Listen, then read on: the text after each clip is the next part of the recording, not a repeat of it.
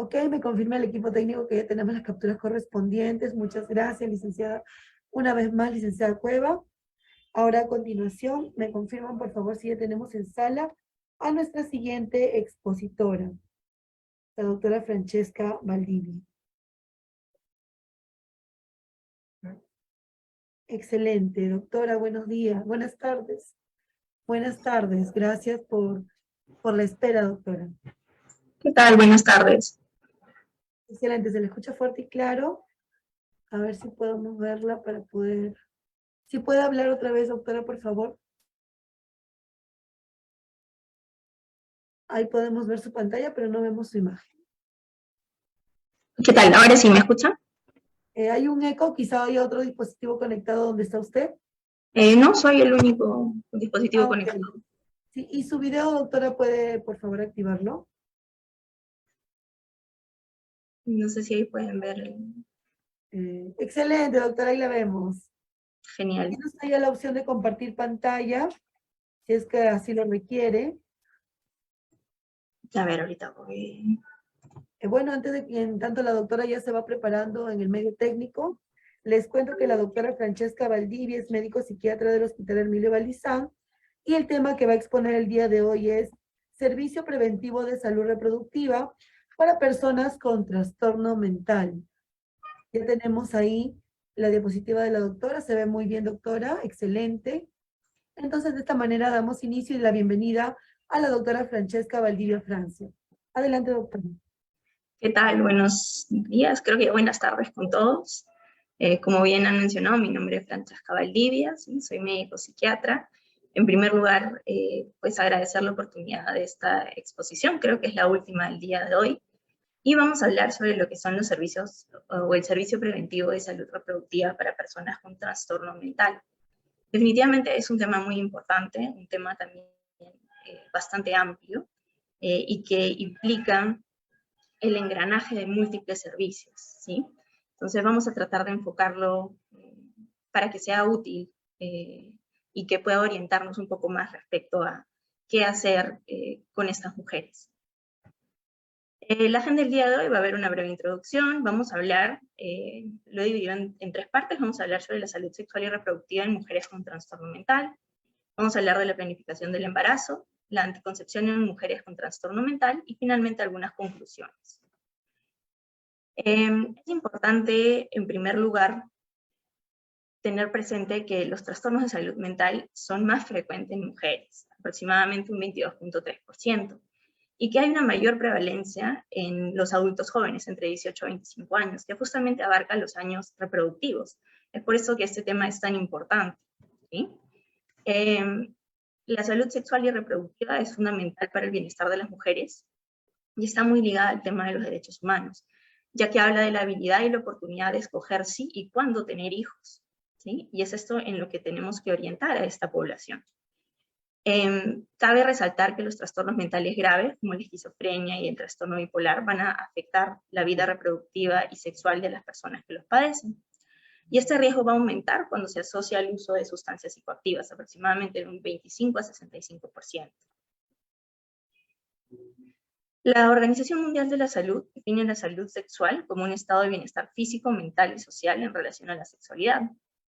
Y va a requerir un enfoque positivo y respetuoso de la sexualidad y las relaciones sexuales, así como la posibilidad de tener experiencias sexuales placenteras y seguras, libres de coerción, discriminación y violencia, ¿sí?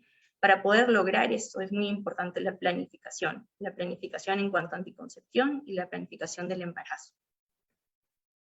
Entonces, cuando hablamos de la salud sexual y reproductiva en las personas con trastornos mentales, vamos a ver que hay una compleja interacción entre los factores médicos, los factores ambientales y los factores sociales, ¿sí? Es un engranaje que tiene que trabajar junto para brindarle la mejor atención a estas pacientes.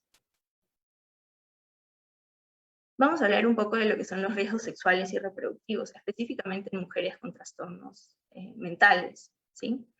En general vamos a ver que hay una menor fertilidad, es decir, la capacidad de tener hijos, y menor fecundidad en estas pacientes, es decir, la cantidad de hijos que tienen. Y esto se debe y está muy asociado al uso del tratamiento que reciben, ¿sí? Los antipsicóticos pueden elevar la prolactina y esto va a hacer que sea más difícil que las mujeres puedan salir gestando, que puedan tener hijos. También se va a ver relacionado a un aumento de obesidad y tabaquismo en esta población, ¿sí? Y esto va a conllevar a la presencia de síndrome ovario poliquístico, a la presencia de cáncer, a la presencia de endometriosis. Es decir, vamos viendo que hay muchos factores de riesgos que van a estar asociados en esta población, que van a dificultar o presentar ciertas complicaciones en cuanto a la planificación del embarazo y a la posibilidad de tener hijos. Y finalmente en esta población se ve que hay un mayor número de casos de abuso sexual y de sexo coercitivo, y esto va a aumentar el riesgo de las enfermedades de transmisión sexual y el uso de anticonceptivos de emergencia, porque se va a ver que hay un aumento en cuanto a los embarazos no planificados en esta población. Entonces vamos a hablar un poco de lo que es la salud sexual y reproductiva de mujeres con trastorno mental. Acabamos de ver por qué es tan importante este tema, y el día de hoy pues les traigo un estudio de cohorte que se ha publicado este año, en junio del 2022, que habla de ciertos resultados en mujeres de trastorno mental, con trastorno mental, disculpen, ¿sí? Este estudio hizo un seguimiento a mujeres con y sin trastorno mental y utilizó una base de datos, específicamente esta UK Clinical Practice Research Data Link, donde se incluyeron 3.624.708 mujeres. Es una población bastante grande, ¿sí?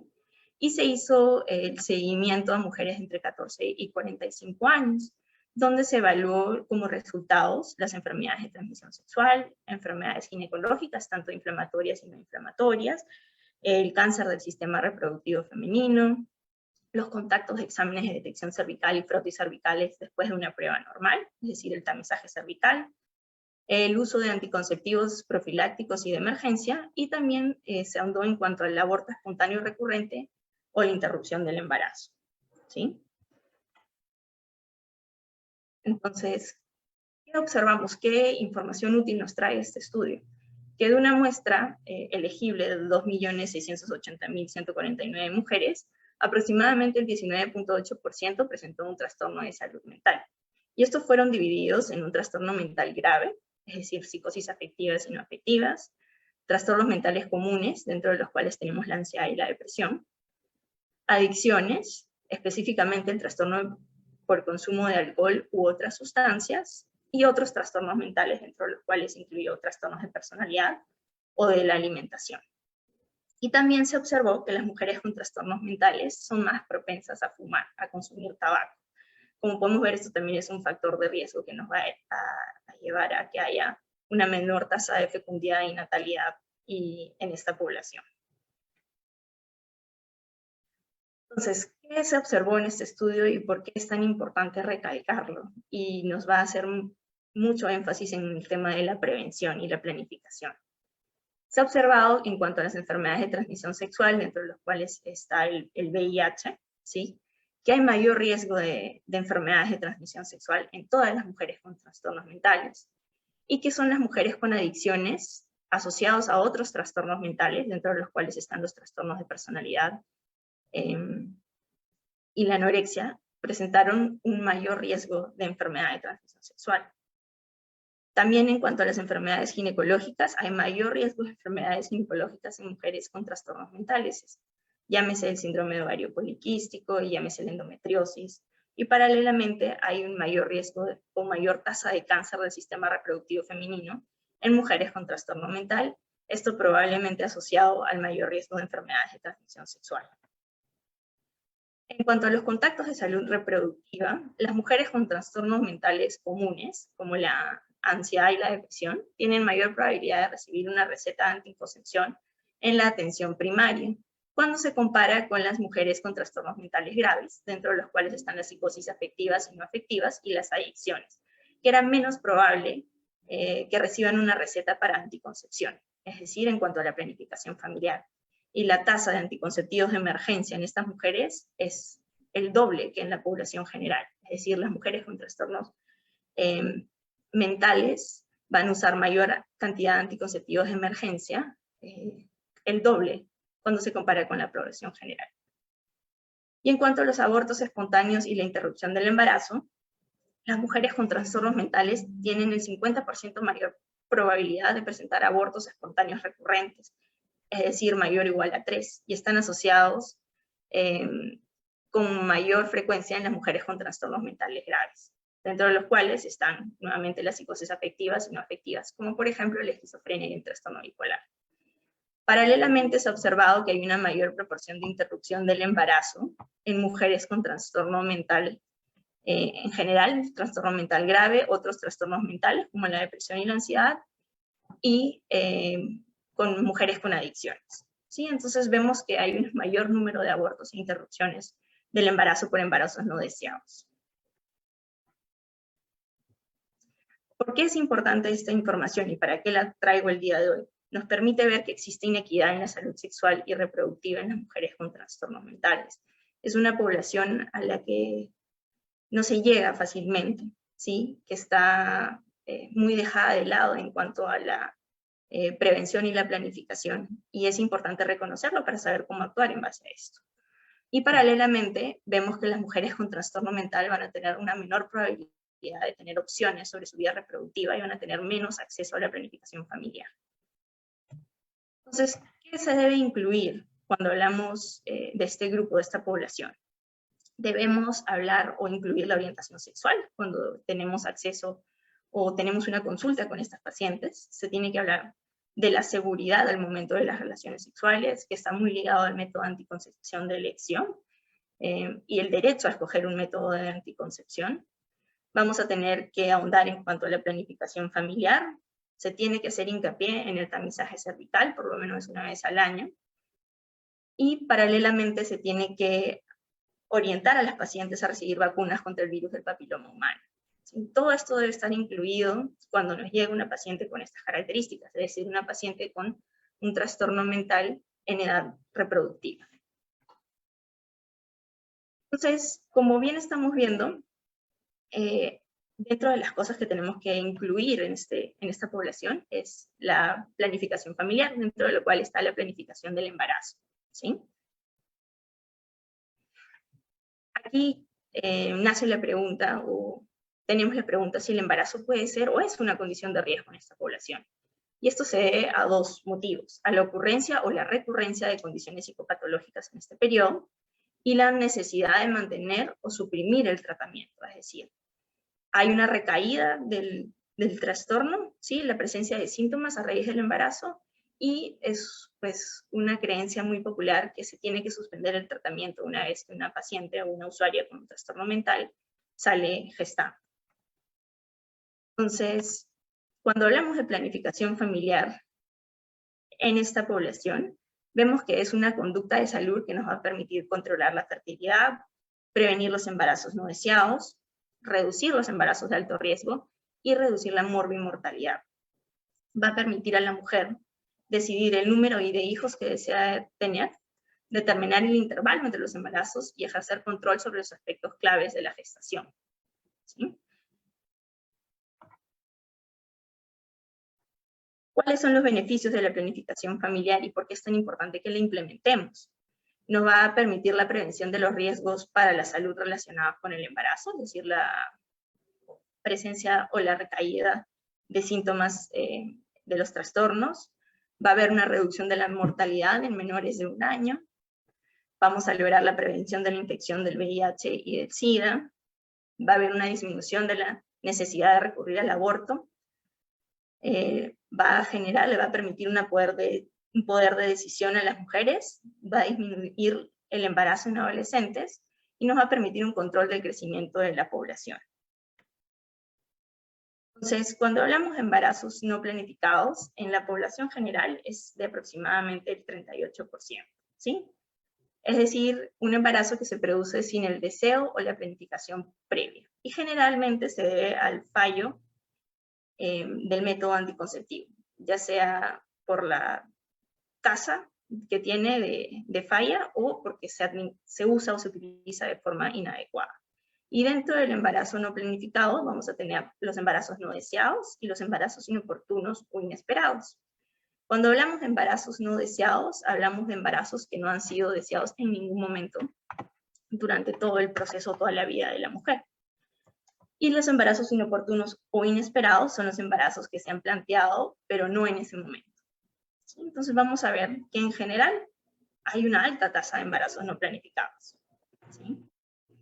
Y vamos a ver de que van a haber ciertos riesgos para estos embarazos, factores de riesgo para estos embarazos no planificados, dentro de los cuales vamos a tener los trastornos mentales, como ya hemos visto en el estudio anterior y como estamos viendo nuevamente. Entonces, ¿cuáles son estos factores de riesgo para un embarazo no planificado? Mujeres de edad joven o adultas jóvenes entre 18 y 24 años, ¿sí? En plena edad reproductiva, que sean solteras, que tengan bajos ingresos socioeconómicos, que tengan un bajo nivel educativo, como por ejemplo no terminar la secundaria, el uso irregular de anticonceptivos, es algo que tenemos que captar cuando tenemos esta población, el hecho de que haya consumo de alcohol y drogas, el antecedente o los antecedentes de otros embarazos no planificados, el hecho de que exista violencia de pareja aumenta hasta 5 veces el riesgo para un embarazo no planificado, la agresión sexual, la impulsividad y, como bien he mencionado y vuelvo a mencionar, los trastornos mentales son un factor de riesgo para que se den estos embarazos no planificados.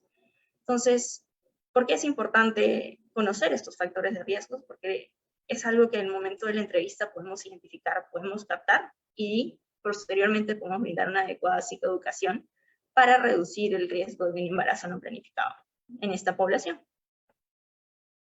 Entonces, las consecuencias generales de un embarazo no planificado es importante que las conozcamos y que se las podamos brindar, facilitar a estas pacientes, ¿sí? Dentro del embarazo, en general va a haber un mayor consumo de alcohol y tabaco, va a haber un retraso en el conocimiento de los signos del embarazo, va a haber un menor control prenatal, se puede asociar a un mayor número de síntomas depresivos y la presencia de ideación suicida. Y ya de manera un poco más severa, el suicidio, la muerte por suicidio o el homicidio, que generalmente se da en países más desarrollados, ¿sí? En cuanto a los resultados neonatales, va a haber un mayor riesgo de prematuridad, mayor riesgo de bajo peso y puede haber retraso del crecimiento intrauterino. En el posparto va a haber un mayor riesgo de depresión posparto, hasta 2 veces mayor. Va a haber una menor intención de lactar por parte de la usuaria y puede haber rechazo materno del recién nacido. Y durante la infancia vamos a ver que hay un menor desarrollo pondoestatural y podemos tener problemas de conducta en los escolares. Esta información es importante brindársela, facilitársela a la usuaria, a la paciente, para que conozca cuáles son los riesgos de no planificar el embarazo o de no utilizar un método anticonceptivo adecuado. Ahora, esto es en general, en la población general, ¿sí? Pero cuando hablamos de embarazos no planificados en mujeres con trastornos psiquiátricos, vamos a ver que las mujeres no reciben información previa sobre los riesgos y beneficios de tratar sus trastornos durante el periodo perinatal. Existe información muy escasa y la información que existe no se la hacemos llegar a estas mujeres, ¿sí? Y esto se suma o lo empeora el hecho de que la información a veces no está en un lenguaje muy claro y no se puede facilitar de una manera clara a estas pacientes y hay mucha controversia en cuanto a la literatura. Entonces, hemos visto que el 38% en la población general va a presentar un embarazo no planificado. Pero, ¿qué pasa en las mujeres que tienen trastornos psiquiátricos? ¿Sí? Esta prevalencia va a aumentar y va a aumentar considerablemente. En mujeres que tienen trastorno por uso de sustancias, específicamente con opiáceos, vamos a ver que hasta el 87% de embarazos es no planificados. En trastornos psicóticos, hasta el 60%. En cuanto a trastornos depresivos o de ansiedad, hasta el 50% va a presentar embarazos no planificados. La presencia de anorexia nerviosa, hasta un 41.5% de los embarazos van a ser no planificados. Y en cuanto al trastorno bipolar, no se tienen muchos datos, pero en un seguimiento en un grupo de adolescentes se vio que hasta el 30% de embarazos es no planificado, ¿sí? Es mayor que en la población general y esto es un riesgo tanto para la salud del paciente como para la salud del feto del recién nacido. Entonces, esto se debe, como bien hemos ido mencionando, a la falta de planificación, ¿sí? No hay una unidad, no hay un engranaje adecuado entre los servicios para planificar la gestación en estas pacientes. También se puede deber a la enfermedad materna descompensada, ¿sí?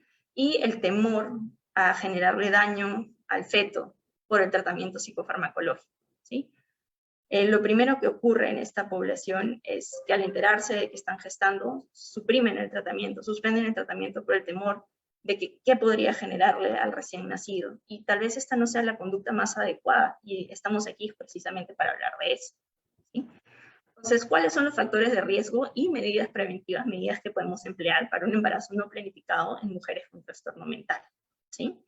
Los factores de riesgo van a estar relacionados con la vida reproductiva, con la enfermedad materna, con los psicofármacos, con la exposición a la violencia que podemos captar en las consultas y relacionado a factores cognitivos y comportamentales propios del trastorno. Entonces, en cuanto a los relacionados con la vida reproductiva, vamos a ver que hay una pobre planificación de la vida reproductiva, falta de controles médicos y ginecológicos, falta de una revisión anual ginecológica, falta de uso de métodos anticonceptivos, o en su defecto un uso irregular o menos eficaz o deficiente de estos anticonceptivos. Entonces, ¿qué podemos hacer al respecto? Implementar medidas de planificación familiar, tener una unidad para planificar, para la planificación familiar, la planificación del embarazo. Debemos asegurar una anticoncepción adecuada, ¿sí? Sobre todo en mujeres de edad, en edad reproductiva, brindar información acerca de la anticoncepción, orientarlas respecto a recibir una consulta específica con su médico tratante, y paralelamente engranar con un servicio de obstetricia y ginecología. Y estas pacientes se les puede también orientar a que tienen que tener visitas psiquiátricas o realizar una visita por su psiquiatra antes de la concepción, ¿sí? Es decir, tiene que haber una planificación respecto al embarazo. Lo ideal es hacer los cambios antes de que la mujer salga gestando.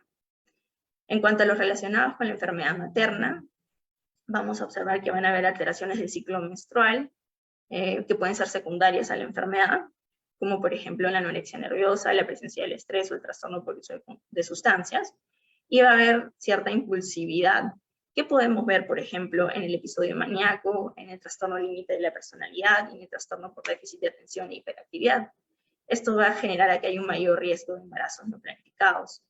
¿Qué podemos hacer aquí? ¿Cuáles son las medidas preventivas a emplear?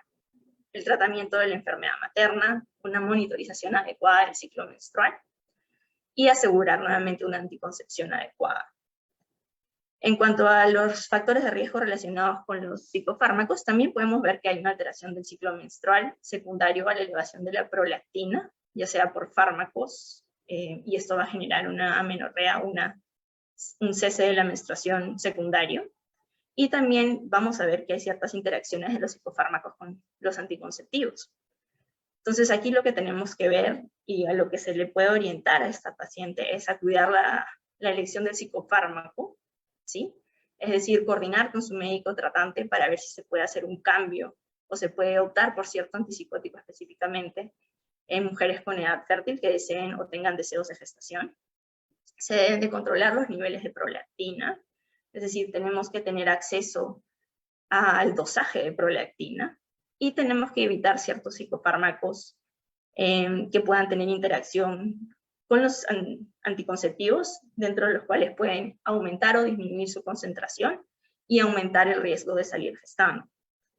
En cuanto a los relacionados con la exposición a la violencia, vamos a tener exposición a la violencia de pareja y exposición a agresiones sexuales en esta población. Entonces, lo que aquí tenemos que hacer y lo que se puede implementar de manera precoz es la detección de la violencia de género y coordinar con servicios especializados. ¿Sí? Aquí es muy importante también al momento de hacer, como bien mencionaron en la exposición anterior, las entrevistas por servicio social, identificar a las pacientes que están en riesgo o que han estado expuestas a violencia y derivarlas para que tengan una consulta por psiquiatría, donde se pueda abordar también mejor este tema. Y finalmente, los relacionados con factores cognitivos y comportamentales, va a haber una menor capacidad para consentir la actividad sexual, van a tener más parejas sexuales y puede haber menor estabilidad en las relaciones. Aquí lo que debemos emplear es la psicoeducación, la psicoterapia y nuevamente la planificación familiar. Entonces, como bien he mencionado, el hecho de no planificar el embarazo va a llevar a muchas mujeres, e incluso a los profesionales de salud, que las tratan a suprimir el tratamiento con psicofármacos de forma brusca para evitar el daño fetal. Y esto puede implicar un daño a largo plazo, es decir, no es la mejor conducta, porque podría llevar a la mujer a tener una recaída durante la gestación, y esto va a conllevar a ciertos efectos a largo plazo en el feto. Entonces, ¿qué podemos hacer ante un embarazo planificado? En primer lugar, preguntar, ¿sí? Esto es parte de nuestra entrevista. ¿Cuál es la actitud de la paciente al conocer su embarazo respecto a la graduación y descontinuación del tratamiento? Es decir, ¿desean continuar con el tratamiento? ¿Desean suspenderlo?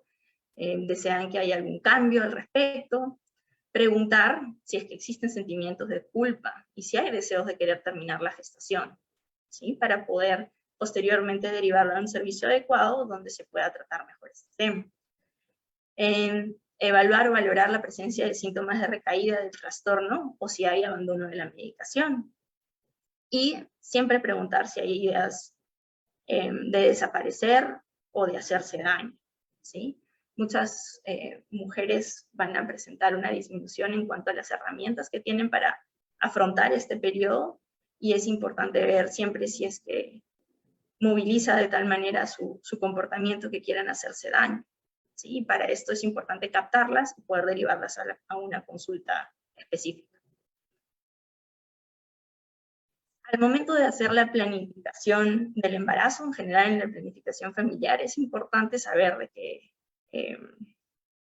los trastornos mentales pueden ser heredables, ¿sí? Y se consideran trastornos genéticamente complejos, es decir, no tienen un patrón de heredabilidad mendeliano, pero sí hay genes que generan cierta susceptibilidad y pueden ser que la enfermedad se presente ante ciertos cambios ambientales. Entonces, es importante tener esta información y poder brindársela a la paciente, que sepa, ¿sí? De que hay un riesgo, se conlleva un riesgo de que su hijo pueda tener el mismo trastorno que ella tiene. Por ejemplo, en el trastorno del espectro autista, en la población general, el autismo se puede ver entre un 0,05 a un 0,1%, el trastorno del espectro autista un 1%, pero si hay un familiar de primer grado afectado, esto va a aumentarse en el autismo entre un 6 a 8%, y en el trastorno del espectro autista mayor a 6 a 8%, ¿sí? Entonces vemos que hay una heredabilidad de hasta mayor al 90%. Paralelamente, en la esquizofrenia, en el trastorno bipolar, vemos de que si hay un familiar de primer grado afectado, la prevalencia de que exista o se pueda dar la enfermedad en los hijos es hasta un 10% en la esquizofrenia y un 5 a 20% en el trastorno bipolar. Entonces son enfermedades con una alta heredabilidad, hasta el 80% en la esquizofrenia y 60% en el trastorno bipolar. Paralelamente en el trastorno depresivo mayor, en el trastorno obsesivo compulsivo, en el trastorno de ansiedad generalizada y el trastorno por déficit de atención e hiperactividad. Entonces, es importante brindarle esta información, que hay una psicoeducación respecto a cuáles son las probabilidades de que el recién nacido pueda tener la misma enfermedad que tienen los padres. Entonces, esto es importante, valga la redundancia, porque los antecedentes psiquiátricos en familiares de primer grado, específicamente y sobre todo en el trastorno bipolar, va a conllevar a un mayor riesgo de trastornos mentales en el posparto, sobre todo en el primer mes posparto, pero este riesgo va a persistir hasta en el primer año del posparto. Entonces, es un riesgo considerable que la paciente tiene que tener presente al momento de llegar al servicio de salud con deseos de un embarazo o que esté planificando un embarazo. Esto se lo tenemos que informar a las pacientes. Y teóricamente deberían recibir un asesoramiento genético. Actualmente, como no tenemos genes específicos relacionados a los trastornos, mucho no aporta el asesoramiento genético, pero tal vez en el futuro esto se pueda desarrollar aún más. Y tenemos ciertas recomendaciones respecto a cómo asesorar a la paciente en este campo. En primer lugar, tiene que haber una confirmación del diagnóstico del trastorno mental, que se va a realizar mediante las evaluaciones por el médico psiquiatra. Se tiene que realizar el árbol genealógico en estas pacientes. Incluir, como bien han mencionado en la exposición anterior también, familiares de primer, segundo y tercer grado, por lo menos, las relaciones entre ellos y los trastornos que están presentes en los familiares. Se debe estimar el riesgo de herencia de un trastorno mental, evaluar de manera ponderada la carga potencial de tener un hijo determinado con un trastorno mental frente al beneficio de tener un hijo biológico, es decir, valorar el riesgo-beneficio de tener el hijo biológico versus la probabilidad de que pueda presentar el trastorno, y desarrollar un plan de acción razonable que incluya la valoración de otras opciones reproductivas, como por ejemplo, la adopción o la reproducción asistida con donantes, ¿sí? Es información que le tenemos que brindar a las usuarias al momento de prepararlas para la toma de una decisión. Entonces, cuando hablamos ya específicamente de la toma de decisiones y de la planificación en el embarazo, vemos que no existe suficiente evidencia científica. Sin embargo, se plantean estos 3 pasos, o seguir estas 3 conductas, dentro de los cuales está la práctica basada en la evidencia, es decir, el análisis crítico de la evidencia disponible, valorar el riesgo y beneficio de la decisión que se va a tomar, y la toma de decisiones siempre tiene que ser compartida. Es decir, se deben involucrar a todos los servicios, ¿sí? Y esta decisión se tiene que tomar en conjunto con la usuaria. Entonces, en cuanto a la práctica basada en la evidencia, tenemos que tener en cuenta la seguridad y la eficacia del uso de los psicofármacos durante el embarazo y la lactancia, ¿sí? Saber de que suspender el tratamiento no necesariamente es la única opción que tenemos, y no necesariamente es la opción más segura. Hay que valorar nuevamente los riesgos y beneficios, pero esto es algo que le podemos alcanzar a las usuarias, tenerlo presente para que puedan pasar su cita por psiquiatría. Y basarnos en las guías de práctica clínica que existen hasta el momento. Acá les traigo 3, del 2014, del 2011 y del 2012. ¿Sí? En cuanto a la valoración del riesgo y beneficio, se tienen que hacer un análisis de los riesgos de la enfermedad materna y un análisis de los riesgos y beneficios del tratamiento psicofarmacológico. Se debe definir el problema revisando y formulando el diagnóstico psiquiátrico con una evaluación longitudinal y transversal, es decir, toda la historia del trastorno de la paciente y actualmente qué síntomas está presentando. Se debe establecer el pronóstico sobre el curso de la enfermedad a lo largo del embarazo, al momento del parto, en el periodo de lactancia y en el posparto, ¿sí? Es decir, se tiene que planificar para estos 4 periodos. Se debe analizar el riesgo de recurrencia a lo largo del embarazo y del posparto, y se deben de informar de los efectos conocidos de la enfermedad no tratada sobre el desarrollo fetal y neonatal. Es decir, el hecho de no tratar la enfermedad puede conllevar a ciertos efectos en el feto y en el neonato. Y esta información sí se la podemos alcanzar a las usuarias. En cuanto al análisis de riesgos y beneficios del tratamiento farmacológico, debemos identificar las diferentes opciones de tratamiento eficaces para el trastorno psiquiátrico. Es decir, hay opciones de tratamiento y tenemos que identificarles y brindarles la mejor opción de tratamiento a la usuaria. Ofrecer información sobre la evidencia científica disponible respecto al tratamiento, es decir, el riesgo de malformaciones o de teratogenicidad, los efectos obstétricos que pueden haber, ciertas complicaciones neonatales y los efectos que pueden haber sobre el neurodesarrollo en relación al tratamiento que están recibiendo. Informar sobre los beneficios de tratar la enfermedad materna, es decir, al recibir tratamiento durante la gestación podemos evitar la descompensación en el embarazo, podemos evitar la hospitalización en el embarazo, la exposición a múltiples fármacos y a dosis altas, se puede disminuir la comorbilidad del uso de sustancias y prevenir la descompensación en el periodo del posparto y que éste afecte la patología vincular o el vínculo entre madre e hijo, ¿sí? Y finalmente se debe facilitar información de forma clara e entendible y ayudar a identificar las ideas erróneas o los mitos que puedan haber detectar las barreras en cuanto al acceso a los servicios de salud, de tal manera de que la paciente pueda tomar la decisión más adecuada para ella. Y esto es, creo yo, lo que mejor resume cuál es nuestra función, ¿sí? Facilitar esta información y ayudar a la planificación.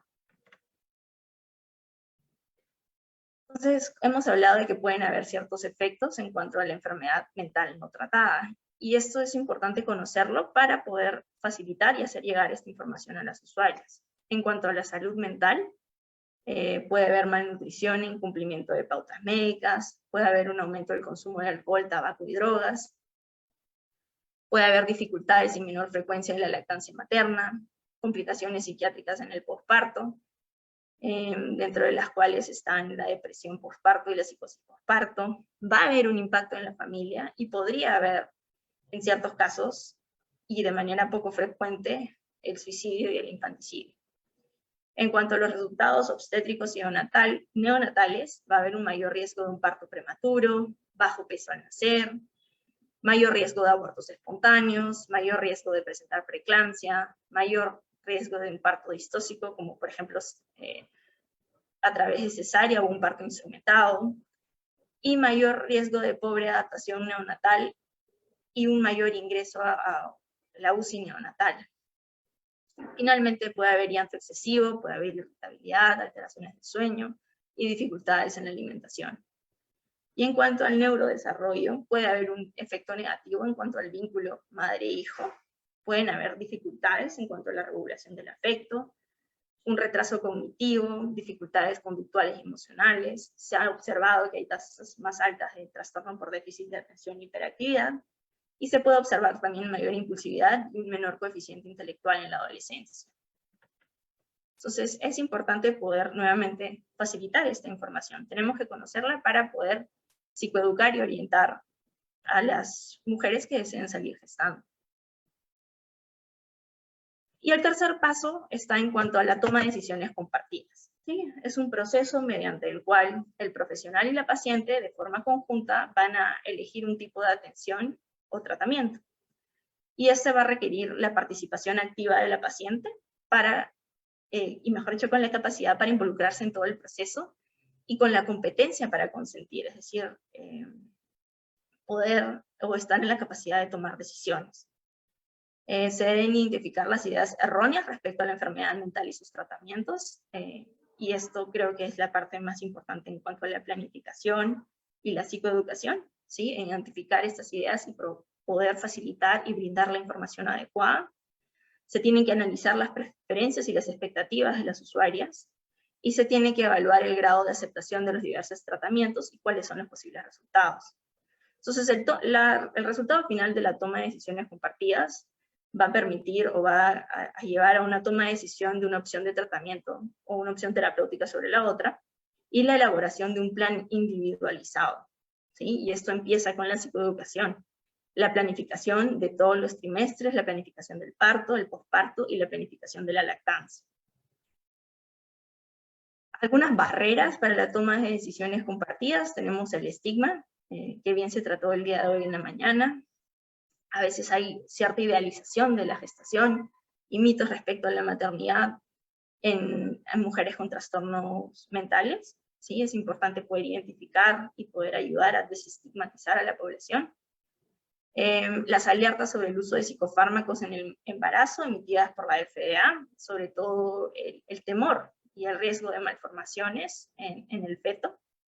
La presión social y el impacto de la información recibida. Aquí vamos a ver que la presión religiosa, social o familiar puede limitar la libertad de decisión de la usuaria, ¿sí? Y es importante poder también plasmar esto, llegar a esta información al momento de hacer la evaluación. Y finalmente, el impacto de la información recibida por los profesionales de la salud. La falta de estudios y el hecho de que hayan tantos resultados no concluyentes dificulta el poder acceder y poder brindar de una forma ordenada esta información. ¿Por qué es importante esta toma de decisiones compartidas? Los datos que traigo pues dan mucho de qué pensar, ¿no? El 25% de los profesionales de la salud mental consideran o hablan de la planificación familiar en la visita de los pacientes, ¿sí? Es decir, un cuarto. y el 10% de las pacientes refieren haber comentado con su psiquiatra los aspectos relativos a la vida reproductiva, la planificación familiar y los deseos del embarazo. Es decir, es un tema del cual no se habla mucho, no se toca en la consulta, y vemos que es una población bastante importante, y es algo que tenemos que engranar en todos los servicios, ¿sí? Entonces, en cuanto a la toma de decisiones, se va a evaluar y se tiene que evaluar la capacidad de la paciente para participar en todo el proceso. Y esto va a mostrar su grado de competencia para consentir, es decir, la capacidad para tomar decisiones. Y es importante saber o identificar que algunas pacientes pueden tener esta capacidad comprometida de forma transitoria o permanente, específicamente en usuarias que tengan algún grado de discapacidad intelectual, que hay una depresión grave o psicótica, en pacientes que tengan esquizofrenia u otra psicosis descompensada, y cuando hay cambios o estados de ansiedad muy intensos, ¿sí? Valorar la capacidad de toma de decisiones al momento de planificar, y estabilizar a la paciente para que pueda tomar una decisión adecuada, ¿sí? Importante notar que la competencia para consentir la capacidad de toma de decisiones no siempre está alterada en las pacientes. Y es algo que tenemos que evaluar y permitir, facilitar a que ellas tomen esta decisión. Aquí les traigo un ejemplo en cuanto a cómo evaluar a una paciente al momento de realizar la planificación del embarazo, la planificación familiar, cómo tenemos que tal vez dirigir la evaluación, ¿sí? Va a estar dividido en 3 pasos. El primer paso va a ser definir el problema de salud y el dilema clínico. El segundo paso va a ser establecer las relaciones entre los pasos que debemos tomar y los posibles resultados. Y finalmente, un análisis individualizado de la ponderación de riesgo-beneficio. Entonces, la primera pregunta que tenemos que hacernos es qué trastorno tiene la paciente y cuál ha sido su evolución a lo largo de la vida. Tenemos que hacer la evaluación en 2 momentos, la evaluación longitudinal de la enfermedad y la evolución transversal, es decir, el estado actual de la paciente. En la evaluación longitudinal tenemos que considerar el inicio de la enfermedad, el diagnóstico recibido, el número de episodios que ha tenido y el curso evolutivo de la enfermedad, cómo ha sido su evolución. El comportamiento en relación a los cambios hormonales, es decir, ha habido la presencia de un síndrome premenstrual, si ha tenido embarazos y pospartos previos, ha habido abortos voluntarios o espontáneos. La característica individual de la enfermedad, que pueden suponer factores de riesgo, como por ejemplo, la edad de inicio de la enfermedad, el número de episodios previos, intentos de retirada del tratamiento previo, el tiempo de estabilidad interepisódica, cuánto tiempo tiene la paciente estable después de una crisis, la presencia de síntomas residuales, qué comorbilidades pueden estar presentes, cuántas hospitalizaciones han tenido, si han tenido intentos autolesivos antes, y si tienen antecedentes familiares de patología perinatal, ya sean en familiares de primer grado como madre y hermana. En cuanto a la evolución transversal, el estado actual de la enfermedad, si está en una remisión completa o parcial, o hay la presencia de síntomas residuales, si ha habido una agudización del trastorno o la recaída de la patología. Y se tiene que evaluar la gravedad de los síntomas, el grado de interferencia con el funcionamiento diario, es decir, cuán funcional es el paciente en su día a día, la presencia de síntomas psicóticos y de ideas tanto auto o heteroagresivas, ¿sí? De hacerse daño a uno mismo o para con el resto. La segunda pregunta que se tiene que evaluar es qué tratamientos ha realizado previamente y cuál fue el resultado con estos tratamientos. Es decir, evaluar los antecedentes de tratamiento y el tratamiento actual.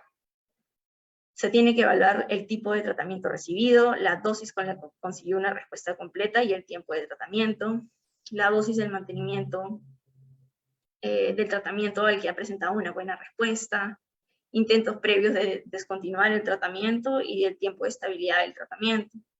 Y con qué tratamiento se encuentra actualmente, es decir, el tipo de fármaco, la dosis, las tomas, si hay efectos secundarios, y si la paciente está sin tratamiento, cuánto tiempo ha estado sin tratamiento, si está estable sin tratamiento, y buscar tratamientos alternativos que podríamos ofrecerles. En cuanto al segundo paso de la evaluación, cuáles son las posibilidades de una descompensación en el periodo perinatal y cuáles son sus consecuencias. Es decir, el riesgo de recaída durante el embarazo postparto y los efectos de la enfermedad no tratada. Y es aquí específicamente donde podemos brindar la psicoeducación y donde es muy importante la planificación con la paciente, ¿sí?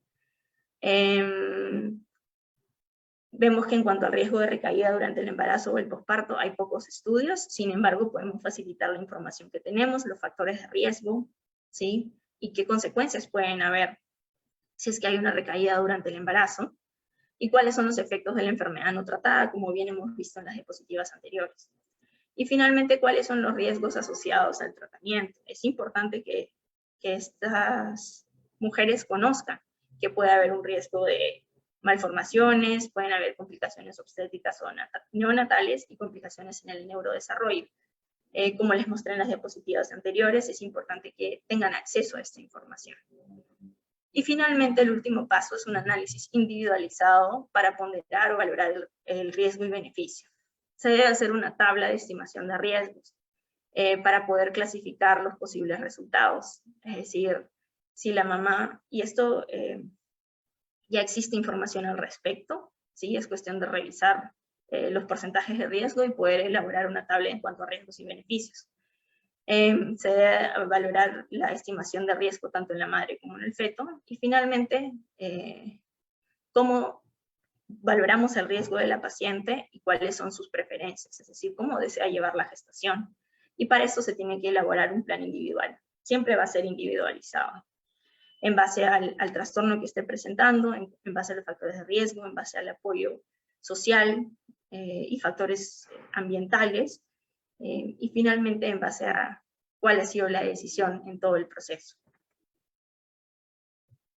Entonces, les traigo algunas recomendaciones para el manejo clínico de la planificación de la gestación en mujeres con trastorno mental. La valoración del deseo gestacional y la evitación del embarazo no planificado van a implicar incluir en los protocolos de atención a los trastornos psiquiátricos, valorar el deseo gestacional, la conveniencia de la planificación y una revisión ginecológica anual. Es decir, tenemos que orientar a estas usuarias a que uno reciban su atención por psiquiatría, valorar si es que verdaderamente desean seguir gestando, cuál es la importancia de la planificación y que paralelamente pasen su evaluación por ginecología. Debemos asesorar sobre el método anticonceptivo más adecuado cuando se inicie un tratamiento farmacológico e informar sobre las interacciones farmacológicas que pueden aumentar el fallo del anticonceptivo y que aumenta el riesgo de que puedan salir gestando. Se deben evaluar los factores de riesgo de un embarazo no planificado en mujeres diagnosticadas con un trastorno psiquiátrico y en edad reproductiva. Y en cuanto a la planificación del embarazo en mujeres que sufren un trastorno mental, en un periodo de estabilidad psicopatológica debemos hacer lo siguiente. Y aquí la palabra clave es estabilidad psicopatológica. Cuando hablamos de planificación del embarazo, es importante que las usuarias se encuentren estables, es decir, con la remisión de sus síntomas para que puedan participar de la planificación, ¿sí? Y que puedan tomar la decisión si desean o no salir gestando.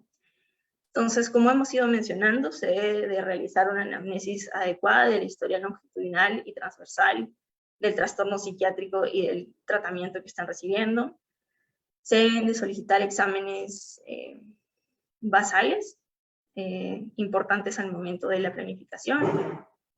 Todos los exámenes que se solicitan al momento del ingreso, incluidos el hemograma, la glucosa, la urea, la creatinina, el perfil lipídico. Se debe evaluar los parámetros nutricionales y de hierro, se debe solicitar hormonas tiroideas, tóxicos en orina, y siempre valorar cuando una mujer deja de menstruar, ¿sí? Y poder evaluar, tener la posibilidad de evaluar el nivel de prolactina en sangre. Y para esto debemos hacer una adecuada historia clínica, indagar respecto a cómo es la historia del régimen catamenial en estas mujeres. Informar de los riesgos del uso de psicofármacos en el periodo neonatal y que existe igual un riesgo teratogénico, es decir, de malformaciones en la población general, que va desde un 3 a un 5%. Y también informar de los riesgos fetales y perinatales asociados a la enfermedad materna no tratada, ¿sí? Que son los que mencioné anteriormente. Se debe proceder a una valoración ponderada y consensuada del riesgo y beneficio de ya sea iniciar, mantener o suprimir el tratamiento farmacológico, es decir, se le debe orientar a la paciente a recibir su consulta por psiquiatría para poder evaluar estos riesgos. Se debe de elaborar un plan de tratamiento a lo largo de todo el periodo neonatal, perinatal, ya sea el embarazo, el parto y la lactancia. Y como primera elección, considerar estrategias terapéuticas no farmacológicas, es decir, intervenciones psicológicas o interacciones psicoterapéuticas que hayan demostrado ya sea efectividad, especialmente durante el primer trimestre, de ser posible. En caso de modificaciones de tratamiento, estas deben de realizarse antes de la gestación, ¿sí? Intentando mantener la estabilidad de la patología durante los 6 meses previos a la concepción. Y se debe priorizar el uso de psicofármacos que son más utilizados y sobre los que existe información actualmente. Es decir, tratar de evitar los fármacos de reciente comercialización. Una vez evaluado el riesgo específico de cada fármaco, se recomienda mantener el tratamiento que haya demostrado mayor efecto terapéutico en cada caso. En este caso, se sugiere mantener monoterapia, es decir, un solo fármaco, la menor dosis efectiva, pero finalmente una dosis adecuada. Y si la gestante decide interrumpir el tratamiento, se recomienda una supresión gradual, es decir, que demore por lo menos 2 semanas en suspender el tratamiento. Se debe ofrecer una atención continua y especializada, trabajar en red es muy importante y se debe coordinar con dispositivos del territorio, es decir, dónde podemos referir a las pacientes para que reciban las atenciones adecuadas, qué programas o qué opciones tenemos para ofrecerles durante este periodo, y también realizar el control del embarazo junto con las unidades de obstetricia de alto riesgo, la asistencia de parto en los hospitales que dispongan de una unidad de psiquiatría, obstetricia y neonatología. Todo esto se tiene que considerar al momento de la planificación, ¿sí? Es decir, es un trabajo bastante complejo que se tiene que iniciar desde antes de la concepción para poder ir haciendo los cambios adecuados y para que la paciente o la usuaria tenga acceso a esta información, tenemos que hacérsela llegar desde las primeras consultas y siempre indagar si es que hay un deseo de gestación en estas pacientes. Finalmente, se deben de disponer de programas o consultas que cuenten con profesionales capacitados en psiquiatría perinatal y dispositivos de atención especializada, ya sea en la hospitalización, deben de haber unidades madre-bebé, o garantizar un hospital de día con la atención a la salud materna y al vínculo materno-infantil. ¿Sí? Las mujeres deben de tener acceso a estos servicios. Eso en cuanto a la planificación durante el embarazo en mujeres con trastornos mentales. Dentro de la planificación, como hemos visto, está la anticoncepción. Y vamos a hablar un poco de la importancia del tratamiento anticonceptivo en esta población. En cuanto a la anticoncepción, el manejo de los trastornos mentales para mantener la capacidad de la mujer para funcionar de manera óptima, adaptarse a los desafíos del embarazo y prepararse para el parto es fundamental para su bienestar. Es decir, la mujer tiene derecho a decidir cuándo y cómo salir gestando, y también tiene derecho a decir que no quiere salir gestando, y tenemos que ofrecerles opciones para que las cosas se den en sus tiempos. El método anticoncepción va a permitir a las mujeres con trastornos psiquiátricos retrasar el embarazo hasta que se optimice su capacidad para gestionar su salud mental y su salud reproductiva. Esta tabla se las traigo para ver cuáles son los métodos anticonceptivos que tenemos disponibles y la eficacia que está relacionada a ellos. ¿Por qué es importante esta tabla? Porque podemos ver que hay múltiples métodos que tenemos, ¿sí? Y que no solo se tiene que escoger o va a depender verdaderamente de la decisión o de la mejor opción para cada paciente, según el trastorno que tenga y según su conveniencia. Entonces, tenemos anticonceptivos orales en combinación que contienen estrógenos y progestágenos, tenemos solo pastillas de progestágeno, implantes que contienen progestágenos, inyectables en combinación que tienen estrógenos y progestágenos, inyectables solo de progestágeno, el dispositivo intrauterino o el DIU que contiene cobre o levonorgestrel, Tenemos los preservativos masculinos y femeninos, tenemos la vasectomía, que es la esterilización permanente masculina, la salpingectomía, que es la esterilización permanente femenina, y tenemos también la anticoncepción de urgencia, el levonorgestrel, que es un progestagen, que como hemos visto en el estudio que les traje, es mayor en mujeres con trastornos mentales porque no tienen un adecuado acceso a los métodos anticonceptivos o a la planificación con métodos anticonceptivos, ¿sí? Entonces, en esta imagen les traigo 3 niveles, ¿sí? Desde la anticoncepción más efectiva a la menos efectiva. Y tal vez cuáles podemos recomendar en esta población, ¿sí? Definitivamente va a depender del gusto de cada usuaria, de la decisión de cada usuaria, pero también es importante conocer que tenemos estos 3 niveles, ¿sí? En el primer nivel es el más efectivo, donde hay menos de un embarazo por 100 mujeres en un año. Tenemos el implante, la vasectomía, la salpingectomía y los dispositivos intrauterinos, donde hay muy poco que hacer después del procedimiento. Es decir, no hay que estar constantemente haciendo algo para garantizar la efectividad del método. Y esto es algo a tener en cuenta en esta población. En el segundo nivel, tenemos que se pueden dar de 4 a 7 embarazos por cada 100 mujeres en un año, ¿sí? Tenemos los inyectables, los anticonceptivos orales, los parches y el anillo, ¿sí? Y acá tenemos, pues, maneras de hacer que este método sea más efectivo. En cuanto a los inyectables, que se tenga o que las pacientes tengan acceso a repetirse las inyecciones de manera mensual. En cuanto a las pastillas, tendrían que tomarlas todos los días, ¿sí? Que esto dificulta un poco la adherencia, o mejor dicho, la adherencia es un poco complicada en esta población, entonces tal vez no sea la mejor opción que tenemos en estas usuarias. Y tenemos, por ejemplo, el anillo o los parches, que se tienen que cambiar cada cierto tiempo. Y es importante al momento de hacer la psicoeducación con estas usuarias, que sepan cuáles son los beneficios y cuáles son tal vez las complicaciones o las dificultades de cada método anticonceptivo. Y finalmente, en el tercer nivel, tenemos los que son tal vez menos efectivos, donde se ha observado que hay más de 13 embarazos por 100 mujeres en un año. Acá tenemos el condón, el diafragma, el coito interrumpido y ciertos espermicidas. Y aquí, pues, el inconveniente sería que tiene que usarse de manera correcta cada vez que se tienen relaciones sexuales. Y esto puede ser un factor de riesgo para la gestación.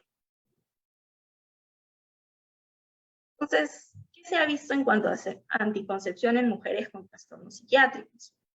En cuanto al trastorno depresivo mayor, las mujeres que recibieron anticonceptivos orales de combinación, es decir, con estrógenos y progestágenos, presentaron síntomas menos severos, mejor funcionamiento físico, menor número de trastornos de ansiedad comórbidos, cuando se compara con mujeres que no reciben anticonceptivos hormonales. Y esto se debe probablemente al efecto protector del etinilestradiol. Y no se encontró pruebas de que los tratamientos hormonales empeoraban los síntomas depresivos en esta población. Entonces, es bastante seguro y tenemos que ofrecérselo a las pacientes. En cuanto al trastorno bipolar, el uso de anticonceptivos orales, dentro del cual está el dispositivo intrauterino del levonorgestrel, la medroxiprogesterona de depósito, en mujeres con episodio depresivo o trastorno bipolar no se asoció a peores resultados psiquiátricos cuando se comparó con mujeres que no recibían anticoncepción hormonal. Las mujeres con trastorno bipolar toleran muy bien los dispositivos intrauterinos, no afecta en cuanto a los síntomas psiquiátricos, y vemos que las tasas de complicaciones y hospitalizaciones psiquiátricas no fueron diferentes entre mujeres que usaban el dispositivo intrauterino, el depósito de medroxiprogesterona o los métodos de esterilización, como son la vasectomía y la salpingectomía. Entonces, nuevamente, debemos fomentar el uso de anticoncepción. Es bastante seguro y no se ha visto que hayan recaídas o alteración de los síntomas psiquiátricos en estas pacientes. En cuanto al trastorno por uso de sustancias, específicamente los opioides, el embarazo no planificado es muy elevado y aproximadamente el 50% de mujeres no usan métodos anticonceptivos. tienen, como les he ido mencionando, una menor probabilidad de recibir una prescripción de anticoncepción. Entonces, ¿qué es lo importante aquí? Facilitar la información, saber que tienen derecho a acceso a anticoncepción y derivarlas a los servicios donde puedan recibirlos.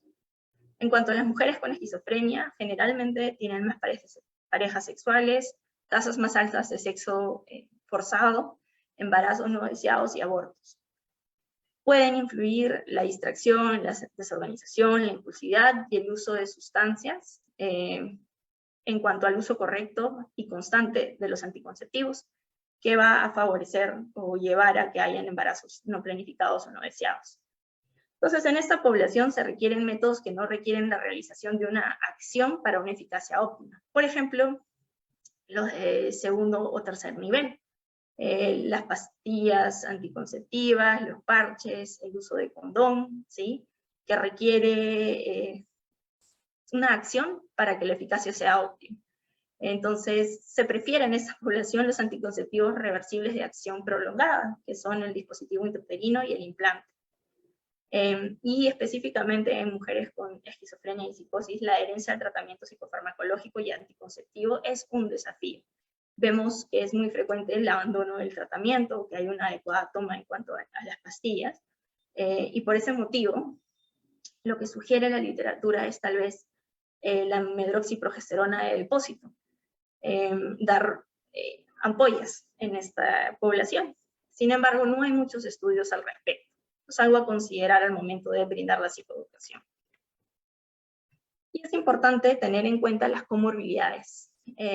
Los anticonceptivos con estrógeno van a aumentar el riesgo cardiovascular en mujeres con hipertensión y que consumen tabaco. Como hemos visto al inicio, las mujeres con trastornos mentales son más propensas a que tengan un mayor consumo de tabaco. Y el riesgo de los anticonceptivos orales combinados, es decir, con progestágenos y estrógenos, va a aumentar con la edad mayor de 35 años y con la magnitud del consumo de tabaco. El riesgo para la hipertensión o el riesgo cardiovascular en estas mujeres.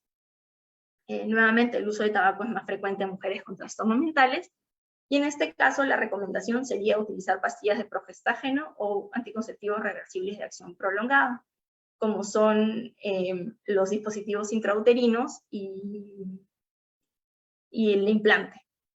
Y tener presente también en esta población que cuando hay migraña con aura hay mayor riesgo de accidentes cerebrovasculares, y en esta población los anticonceptivos orales combinados de estrógenos y progestágenos están contraindicados. Entonces, en cuanto a la anticoncepción y psicofármacos, en general, no se han encontrado diferencias de las tasas de embarazos no deseados para la combinación de anticonceptivos orales en combinación, es decir, con estrógenos o progestágenos, con o sin psicofármacos, o en los resultados del tratamiento de psicofármacos cuando se administran anticonceptivos orales en combinación. Es decir, es seguro cuando se dan los anticonceptivos en esta población con trastornos mentales, y paralelamente es seguro también cuando están recibiendo psicofármacos.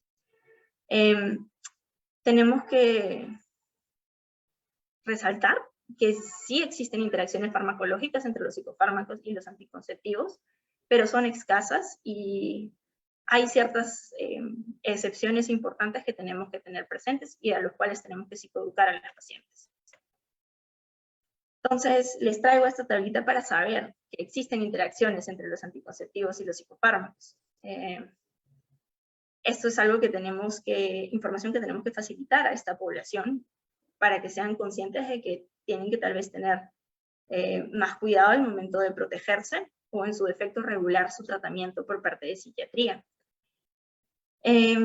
Vamos a ver que hay 4 tipos de interacciones, no interacciones, es decir, es bastante seguro, por ejemplo, con los antidepresivos, con el litio y con los antipsicóticos en general. Es decir, es seguro recibir los psicofármacos y paralelamente el tratamiento anticonceptivo. Hay algunos fármacos que disminuyen la eficacia de los anticonceptivos, dentro de los cuales están algunos estabilizadores, como la carbamazepina y topiramato, y hay un mayor riesgo de quedar embarazada. Entonces, la población que está recibiendo estos fármacos tiene que conocer de que se va a disminuir la eficacia de los anticonceptivos y que tienen que cuidarse mejor en este periodo. En cuanto a los fármacos que aumentan la concentración del psicofármaco, vamos a tener la clorpromazina, el alprazolam, el diazepam y la clozapina. Entonces aquí lo que vamos a tener que hacer es ajustar la dosis del psicofármaco y controlar los efectos adversos. Y en cuanto a los anticonceptivos que disminuyen la concentración del psicofármaco, nuevamente vamos a tener la lamotrigina y unas benzodiazepinas, donde tenemos que ajustar la dosis del psicofármaco para que haya una estabilidad en cuanto al trastorno psiquiátrico. Ya para terminar, vamos a hablar de ciertas fluctuaciones hormonales o cambios hormonales y alteraciones del estado de ánimo. Se ha visto en la literatura que hay un grupo de mujeres que es especialmente vulnerable a alteraciones del estado de ánimo durante ciertas fluctuaciones hormonales de los eventos reproductivos, como por ejemplo la pubertad, la menstruación, el embarazo, el posparto, la menopausia. Y estas mujeres están más propensas a presentar episodios depresivos, ¿sí? Y es importante poder captarlas y psicoeducarlas respecto a esto. Hay literatura contradictoria en cuanto a los anticonceptivos hormonales y la aparición de síntomas depresivos. Vamos a ver que hay estudios, específicamente les traigo 2 estudios, que mencionan de que hay un mayor riesgo de iniciar tratamiento antidepresivo cuando se usa tratamiento anticonceptivo hormonal, y el riesgo está aumentado para los intentos de suicidio, los síntomas depresivos y las muertes por suicidio.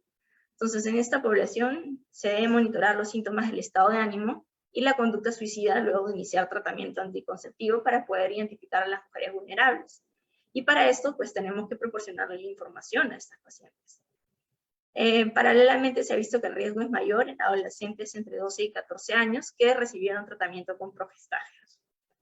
Estos son algunos estudios que hablan de los riesgos, pero paralelamente tenemos estudios que nos hablan del efecto protector que tiene los anticonceptivos hormonales.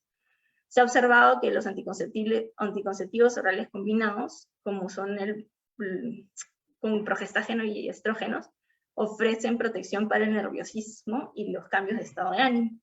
Y también se ha observado un efecto protector para la depresión con los anticonceptivos hormonales, es decir, menos síntomas depresivos y menos intentos de suicidio. Entonces, ¿qué hacemos con esta información? Tener presente e informar a las pacientes de que puede haber un riesgo de aparición de síntomas depresivos, pero eso no contraindica el tratamiento, ¿sí? Y lo que tenemos que tener es un seguimiento cercano.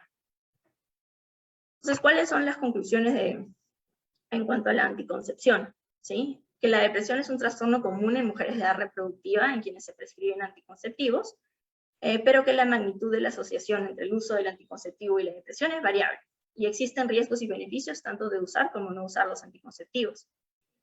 En la literatura se ha visto que las mujeres con trastornos mentales, que son usuarias de métodos anticonceptivos, tienen tasas menores o similares de síntomas afectivos cuando se comparan con las no usuarias.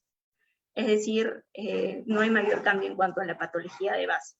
Y finalmente se recomienda la psicoeducación en mujeres de edad reproductiva y tamizaje de síntomas depresivos. Es decir, se tiene que explorar la presencia de síntomas depresivos en mujeres de edad reproductiva, sobre todo las usuarias de métodos anticonceptivos. Para esto sugieren el cuestionario sobre la salud del paciente nuevo.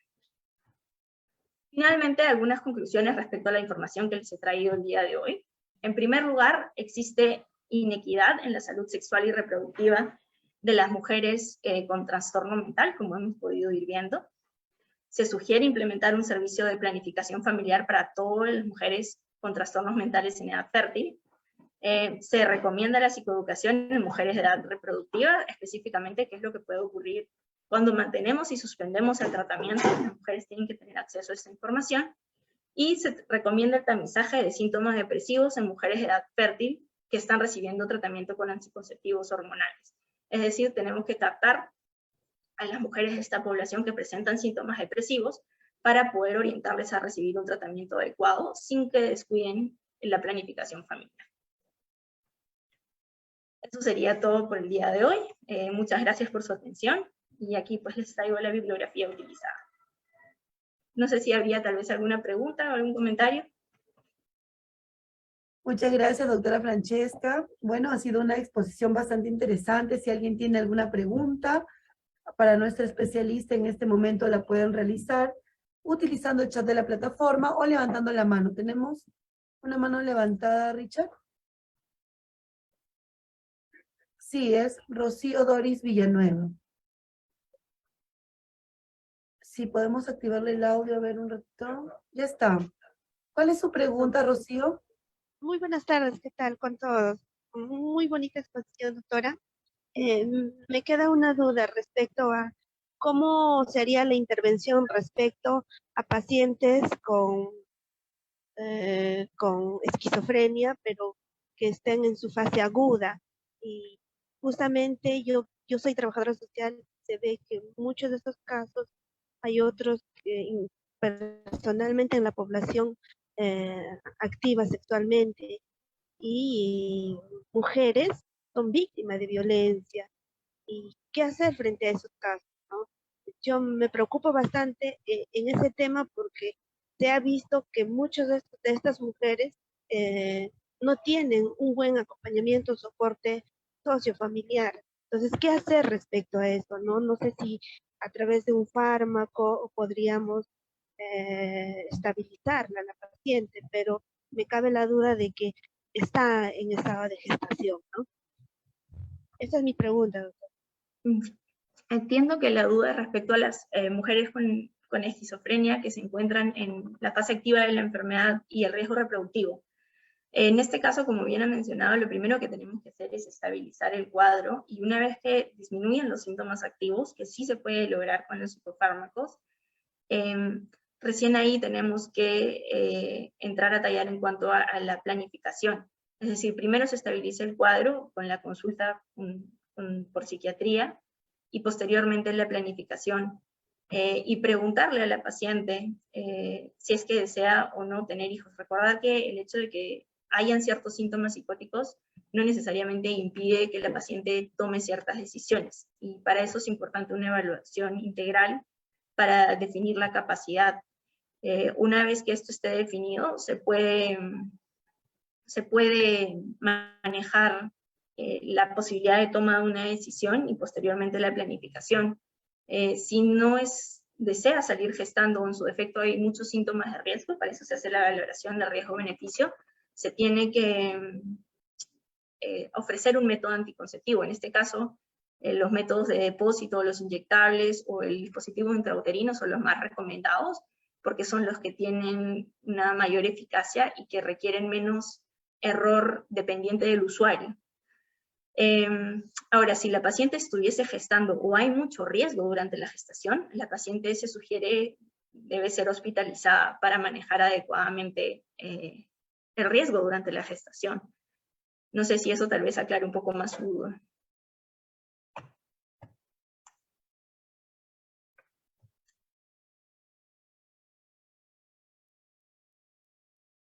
Muchas gracias, creo que está claro.